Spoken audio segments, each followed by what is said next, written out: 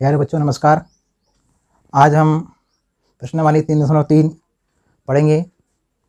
उसमें जो पहला प्रश्न दिया है, तो पहले प्रश्न में क्या लिखा है देखिए। किस चतुर्थांश पर किस अक्ष पर बिंदु -2, 4, 3, -1, -1, 0, 1, 2, -3 और -5 स्थित हैं। कार्तीय तल पर इनका स्थान निर्धारण करके अपने उत्तर का सत्यापित कीजिए। तो ये आपका यानी प्रश्न है। इस प्रश्न में आपको क्या करना है, किस चतुर्थांश पर ये बिंदु हैं 1, 2, 3, 4, 5। हमने इन बिंदुओं को A B C D E तक नाम दे दिया है ना। पहला बिंदु को अपन ने ए नाम दे दिया, दूसरे बिंदु को बी, तीसरे बिंदु को सी, चौथे को डी और पाँचवें को ई नाम दे दिया है।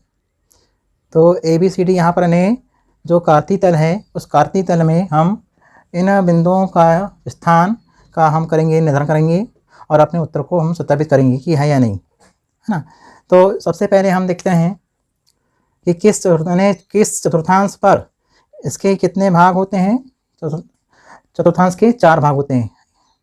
पहला भाग प्रथम, दूसरा भाग द्वितीय, तृतीय और चतुर्थ। मैंने इनके सभी के बारे में बता दिया है कि कौन सा मान प्लस प्लस रहता है, माइनस प्लस, माइनस माइनस और प्लस माइनस। तो यहाँ पे यानी प्रश्न कहता है किस चतुर्थांश पर किस अक्ष पर बिंदु हैं ये। तो हम यानी सबसे पहले हम -2 और 4 को हमने बिंदु ए मान लिया। देखिए हम मान लिया बिंदु ए, आंसर में बिंदु ए बराबर -2 और 4। -2 और 4 जो है बिंदु ए बिंदु से हमने दर्शाया है। तो -2 और -4 जो है कार्तीय तल में उसको यानी आपको दर्शाना है। तो -2 कहाँ आएगा आपका, x अक्ष का मान -2 और y अक्ष में 4, मतलब यहाँ। तो यहाँ पे यानी जो बिंदु आएगा, इस बिंदु का नाम अपना रहेगा a। हाँ, क्या नाम रहेगा, a।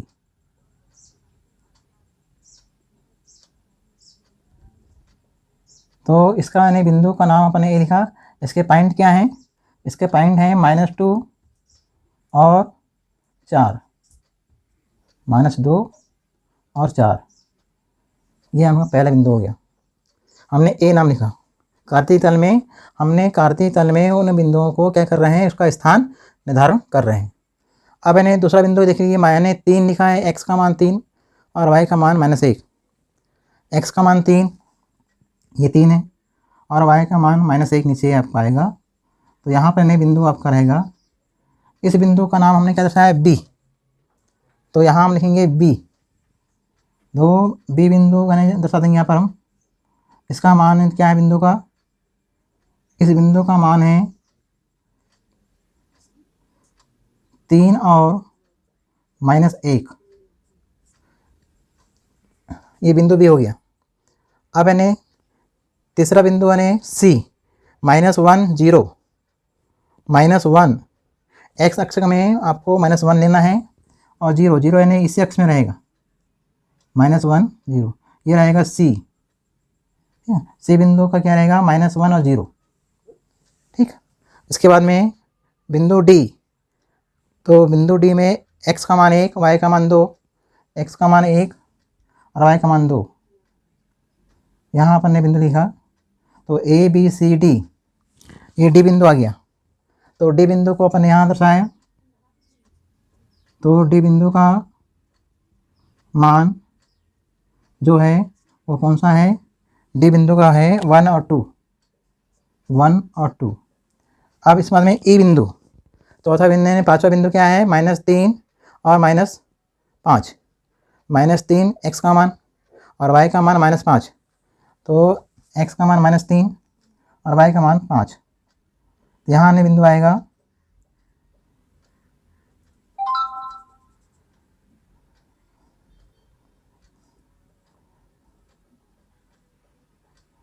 तो ये जो बिंदु है, इस बिंदु का नाम हमने लिखा है ई। तो ई बिंदु का मान क्या दिया है, -3 और -5।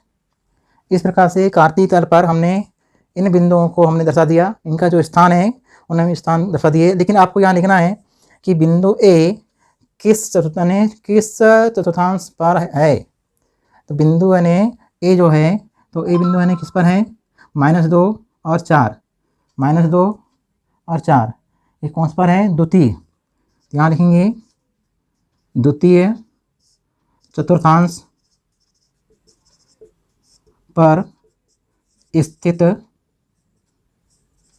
है। देखिए अपन ने पहले प्रश्न का ने पहले जो बिंदु है उस पहले बिंदु को हमने कहाँ ने देखा, हमने उसको देखा द्वितीय चतुर्थांश पर है ना।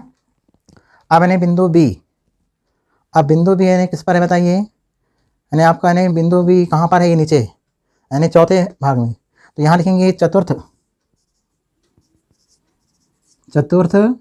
चतुर्थांश पर स्थित है, चतुर्थांश पर स्थित है, ये इसका उत्तर हो गया। अब बिंदु यानी सी बिंदु क्या दिया है, -1 और 0। तो 0 यानी कौन सा अक्ष है, ये एक्स अक्ष है, लेकिन कौन सी दिशा है, ये -1 ऋणात्मक है। तो हम लिखेंगे ऋणात्मक एक्स अक्ष पर स्थित है। यानी ये जो मान है, ये जो बिंदु है ना, -1, तो -1 किसका मान है, एक्स का मान है, ये एक्स का मान है। और शून्य कहाँ रहेगा, उसी बिंदु पर रहेगा, वहीं पर। तो उसी बिंदु पर रहेगा, मतलब ये कौन सा अक्ष है, एक्स। देखिए एक्स अक्ष तो है, पर कौन सा नहीं, किधर पे है वो, माइनस दिशा की ओर, प्लस दिशा की ओर नहीं है, माइनस दिशा की ओर है बिंदु। तो हम लिखेंगे ऋणात्मक एक्स अक्ष पर स्थित है। अब यानी आपका बिंदु डी देखिए, तो बिंदु डी में दोनों बिंदु धनात्मक है, 1 और 2। तो 1 और 2 दोनों धनात्मक है, मतलब ये कौन सी इसमें है, ये है प्रथम चतुर्थांश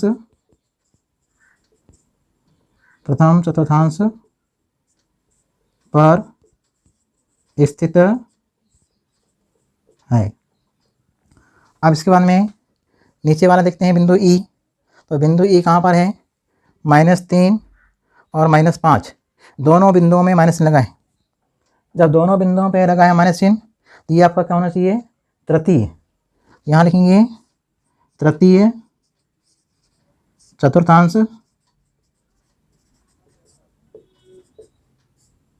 पर स्थित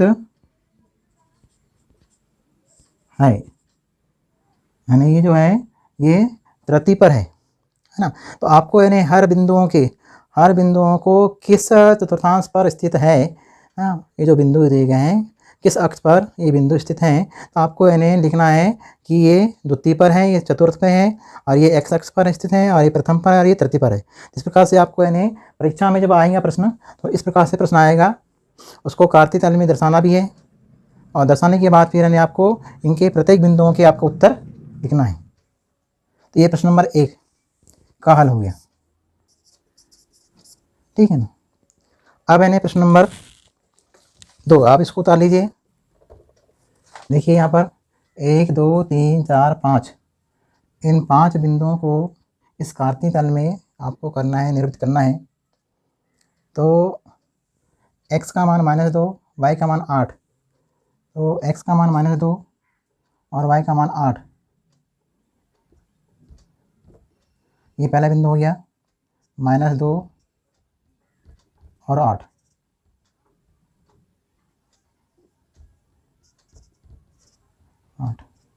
तो ये बिंदु ने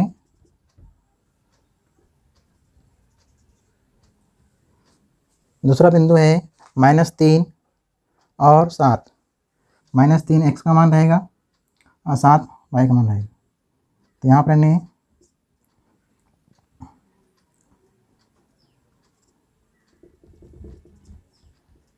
यहाँ जो बिंदु रहेगा उस बिंदु का मान, ये जो बिंदु है तो इन बिंदु का मान क्या रहेगा, ये रहेगा -3 और 7। अब यानी तीसरा बिंदु है 0, x का मान 0 0 यही होता है मूल बिंदु पर, और y का मान माइनस कितना दिया है 1.25, 1 यानी 1.25 यानी यहाँ आएगा। यहाँ आपको बिंदु दर्शाना है, ठीक है ना।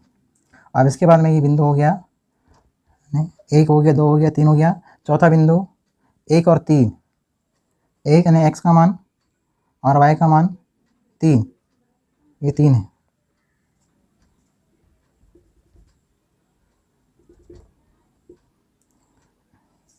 एक और 3।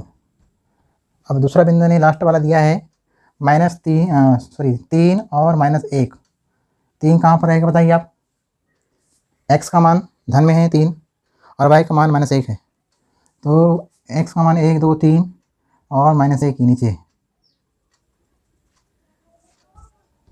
यहाँ पर आपको दर्शाना है। यहाँ पर अनेक कार्तीय तल पे बिंदुओं को दर्शाने के लिए बताया गया है। तो x का मान 3 और y का मान -1। पहला बिंदु हमेशा x का लिखा जाता है और दूसरा बिंदु y रहता है। पहला बिंदु जो होता है वो भुज कहलाता है और दूसरा बिंदु y जो है वो कोटि कहलाता है ना। तो इस प्रकार से यानी आपका यानी कार्तीय तल में हमने प्रश्न नंबर 2 का अपने हल कर दिया है। यदि आपको यानी ये जो बिंदु है A B C D E नाम देना है, मान लीजिए A बिंदु है, ये B बिंदु है, ये C बिंदु है, ये D बिंदु है और ये E बिंदु है, तो आप यानी यहाँ पर नाम दे सकते हैं। पहला बिंदु यानी A बिंदु का नाम ये रहेगा। दूसरा बिंदु B यहाँ रहेगा। तीसरा बिंदु C यानी कहाँ रहेगा, ये है 0 और -1.25, ये C है। D का मान कहाँ रहेगा, यहाँ रहेगा और E का मान यहाँ रहेगा। यानी इस प्रकार से आपको नाम दे सकते हो। परीक्षाओं में ABCD यानी बिंदु नहीं लिखा हुआ है, मान लीजिए केवल अन्य सारणी बनी हुई है और सारणी के बाद यानी आपको बिंदुओं से दर्शाना है। मान लीजिए ABCDE, तो ABCDE के माध्यम से हम माने ABCD और E, इस प्रकार से कार्तीय तल में हम इसको इन बिंदुओं को क्या कर दिए, इनका स्थान को निर्धारण कर दिए। तो आपका यानी कि प्रश्न क्या नंबर है, ये प्रश्न नंबर 2 है। तो प्रश्न नंबर 2 आपका यानी ये है। तो इसी तरह यानी आपके परीक्षा में इसी तरह यानी जो प्रश्न हैं ये आपके बिंदु यानी दिए रहेंगे। आपको यानी उन बिंदुओं को कार्तीय तल पर दर्शाना है, नंबर 1। और नंबर 2, इन बिंदुओं के बारे में लिखने का सकता है कि यह बिंदु किस यानी चतुर्थांश में है, किस चतुर्थांश में है। -2 और 8, -3 और 7, 0 और -1.25 और यहाँ क्या रखा है 1 और 3 और -1। तो आप यानी मौखिक रूप से -2 और 8 है ना, तो x का मान माइनस में है और y का मान प्लस में है। तो माइनस और प्लस कौन से भाग में होता है, द्वितीय चतुर्थांश में होता है। तो पहला बिंदु जो है ये कहाँ पर है, द्वितीय चतुर्थांश में है। दूसरा बिंदु भी उसी में है और तीसरा बिंदु आपका जो 0 और दिया है -1.25, ये कहाँ पर रहेगा, ये रहेगा ऋणात्मक y अक्ष पर। ये कौन सा अक्ष है, y। इस y अक्ष पर इन्हें स्थित है सी बिंदु, है ना। तो कौन सी दिशा में है, माइनस दिशा में है, प्लस में नहीं है। तो हम इसका उत्तर लिखेंगे ऋणात्मक y अक्ष पर स्थित है। कौन सा बिंदु, सी बिंदु। अब डी बिंदु कहाँ पर है बताइए। डी बिंदु आपका दोनों बिंदु x का मान भी धन में है और y का मान धन है, तो ये दोनों बिंदु कौन से इस पर कहलाएगा, ये कहलाएगा प्रथम चतुर्थांश में है ना। ये जो है प्रथम चतुर्थांश कहलाता है। हमने पहले और बताए थे ये वाला हिस्सा जो है ये द्वितीय चतुर्थांश कहलाता है और ये तृतीय चतुर्थांश कहलाता है। तृतीय में क्या आते हैं, x का मान भी माइनस में होता है और y का मान माइनस होता है और ये होता है चतुर्थांश। तो आप यानी ये जो कार्तीय तल पे जो बिंदु हैं, इन बिंदुओं को हमने यहाँ दर्शा दिया और इस सारणी की जो बिंदु हैं हमने इन सारणी के 1 2 3 4 5 है। हमने पहले बिंदु को A नाम दिया, दूसरे बिंदु को B, तीसरे को C, चौथे को D और पाँचवें को E नाम दिया और हम ABCD के नाम से हमने यहाँ कार्तीय तल में उन बिंदुओं को दर्शा दिया। अब आपके पास में इसके बाद और उत्तर में प्रश्न आ सकता है कि बताइए कि प्रत्येक बिंदु किस चतुर्थांश में स्थित है। प्रत्येक बिंदु किस चतुर्थांश में स्थित है। तो आपको यानी लिखना है कि -2 और 8 किस पर है, द्वितीय चतुर्थांश में है। -3 7 ये भी द्वितीय पर है, दोनों बिंदु ए और बी। और सी बिंदु जो है वह यानी ऋण दिशा में है, माइनस दिशा की ओर है, और लेकिन वाई अक्ष पर है। कौन सा अक्ष है ये, वाई। तो वाई अक्ष पर स्थित है ये। और डी जो बिंदु है वह यानी प्रथम चतुर्थांश पर स्थित है। और ई बिंदु जो है वह कहाँ पर है, चतुर्थ चतुर्थांश में। तो प्रथम, चतुर्थ और द्वितीय में है, तृतीय पे यहाँ कोई बिंदु नहीं दिया है। क्यों नहीं दिया है, क्योंकि दोनों तृतीय में क्या होता है, दोनों बिंदुओं पे माइनस होता है ना। तो आप यानी क्या करेंगे, इसी तरह परीक्षा में 4 नंबर का जो प्रश्न आएगा तो 4 नंबर का प्रश्न इसी नमूने का आएगा। बस आपको बताना बार है कि दिए गए बिंदु आपके किस चतुर्थांश पर स्थित है, दिए गए बिंदु कहाँ पर स्थित है ना। तो आपको प्रथम, द्वितीय, तृतीय और चतुर्थ ये भी इतने भाग आपको याद करना है, और इतने भाग याद करके आपको इन्हें बताना है। तो ये 4 नंबर प्रश्न आता है। और इसके बारे में एक भुज और कोटि, भुज और क्या होता है, कोटि क्या होती है, ये मैंने बता दिया आपको।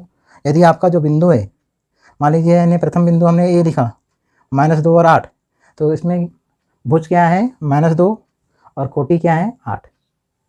यानी y का जो मान होता है वो कोटि कहलाता है, और x अक्ष में जो मान होते हैं वह यानी भुज कहलाते हैं। तो पहला बिंदु x होता है, दूसरा बिंदु y होता है, ये आपको याद रखना है। तो पहला बिंदु x है तो वह भुज कहलाता है, दूसरा बिंदु y है वो कहलाता है कोटि। तो आप इन्हें इतनी आपको जानकारी रखना है भुज और कोटि में और बिंदुओं के बारे में। तो आज के लिए इतना। और आज ये जो चैप्टर है, इस चैप्टर में आज ये पूरा प्रश्नावली 303 खत्म हो गई। अब इसके बाद हम नया चैप्टर पढ़ेंगे, 2 चरों वाला रैखिक समीकरण। तो अपन इन्हें कल देखेंगे, आज इतना काफ़ी है।